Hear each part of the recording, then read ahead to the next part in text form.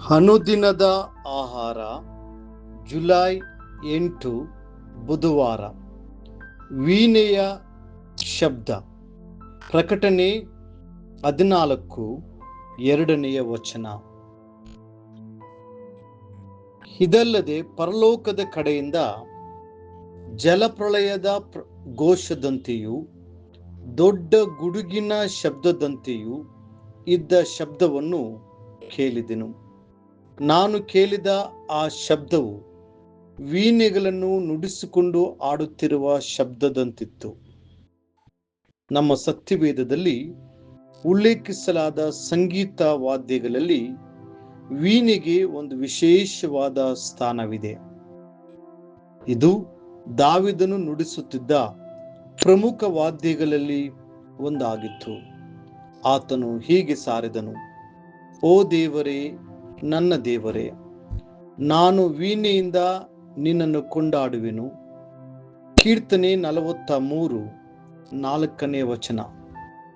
ದಾವೀದನು ವೀಣೆಯನ್ನು ನುಡಿಸುತ್ತಿದ್ದಾಗ ದೇವರ ಶಕ್ತಿಯುತವಾದ ಸನ್ನಿಧಿಯು ಆತನ ಮೇಲೆ ಇಳಿದು ಬರುತ್ತಿರುವುದನ್ನು ಅವನು ಅನುಭವಿಸುತ್ತಿದ್ದನು.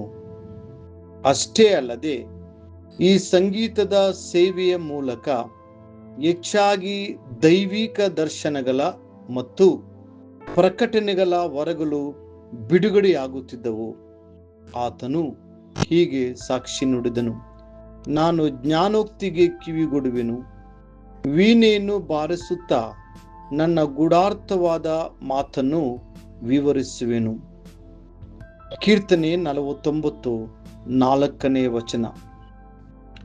ವೀಣೆಯು ಕೇವಲ ಲೌಕಿಕ ವಾದ್ಯವಾಗಿರಲಿಲ್ಲ, ಅದು ಪರಲೋಕದ ಆರಾಧನೆಗೂ ಸೇರಿದ್ದಾಗಿದೆ.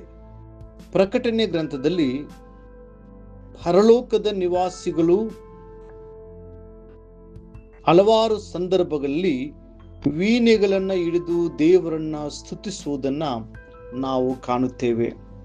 ಸಮುವೇಲನ ದಿನಗಳಲ್ಲಿ ವೀಣೆಯ ಸಂಗೀತವು ಪ್ರವಾದನಾ ಅಭಿಷೇಕದೊಂದಿಗೆ ನಿಕಟವಾದ ನಂಟು ಹೊಂದಿತ್ತು.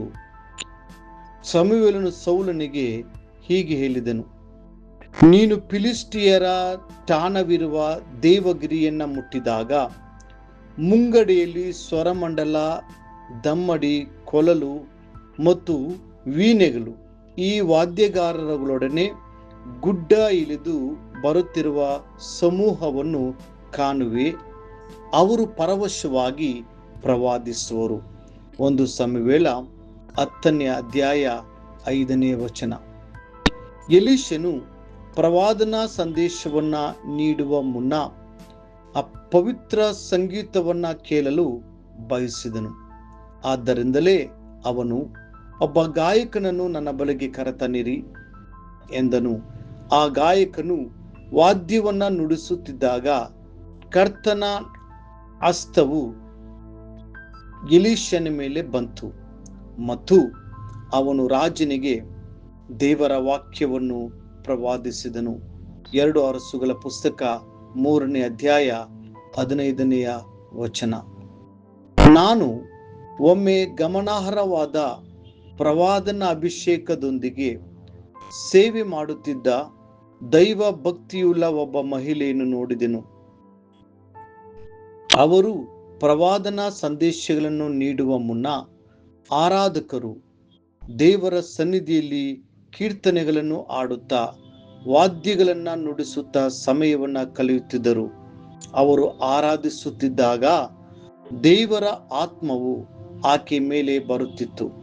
ಅಲ್ಲಿ ಎಷ್ಟೇ ಸಾವಿರಾರು ಜನರು ನೆರೆದಿದ್ದರೂ ಆಕೆಯು ತಾಳ್ಮೆಯಿಂದ ಒಬ್ಬೊಬ್ಬರ ಬಳಿಗೂ ಹೋಗಿ ಅವರಿಗೆ ಪ್ರೋತ್ಸಾಹದ ಮಾತುಗಳನ್ನು ಮತ್ತು ಪ್ರವಾದನಾ ವಿವೇಚನೆಗಳನ್ನು ನೀಡುತ್ತಿದ್ದರು.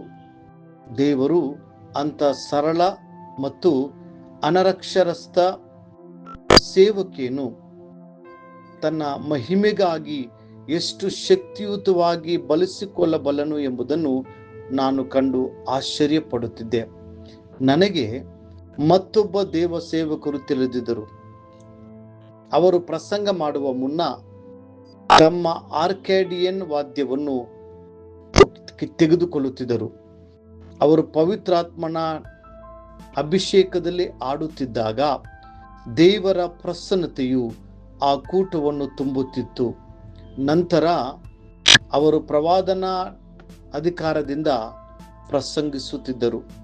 ಅನೇಕ ಹೃದಯಗಳು ಒಡೆಯುತ್ತಿದ್ದವು ಮತ್ತು ಜನರು ನಿಜವಾದ ಪಶ್ಚಾತ್ತಾಪದೊಂದಿಗೆ